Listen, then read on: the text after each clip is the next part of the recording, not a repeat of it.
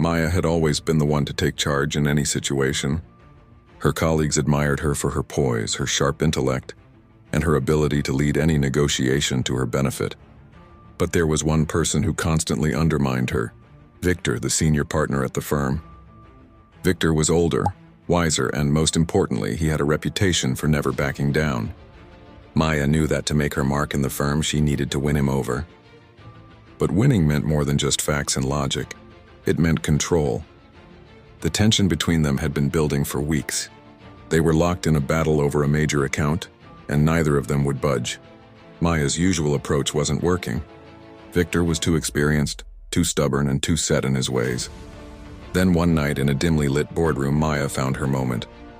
Victor launched into his usual speech, confidently outlining why his proposal was the best option.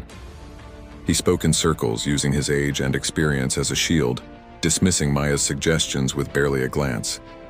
But Maya wasn't intimidated. She had done her homework.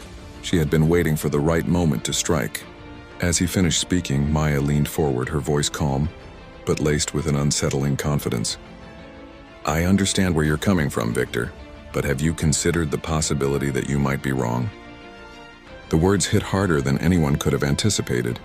It wasn't the content, it was the way she said it. Soft, respectful, but sharp. And more importantly, she didn't ask him for approval. She didn't beg for a chance to speak. She simply made him question himself. Victor faltered. It was a brief moment, but it was enough. The walls he had built around his authority cracked. He looked at Maya, his gaze softening, his grip on the situation loosening. Maya continued, knowing she had him on the ropes. "I know it's hard to admit, but sometimes we get so caught up in our own ideas that we miss the bigger picture. Let me show you what I'm thinking." She presented her case not aggressively, but with a quiet strength. Her proposal was concise, well-researched, and built on the very foundation Victor had just argued against. For the first time in the meeting, Victor didn't argue. He listened, he thought.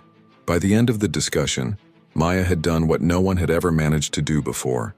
She had won Victor's approval, his respect, and the account.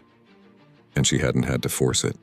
All it took was one well-placed sentence that shifted the power in her favor.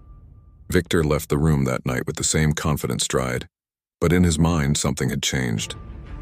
He wasn't the only one who controlled the conversation anymore.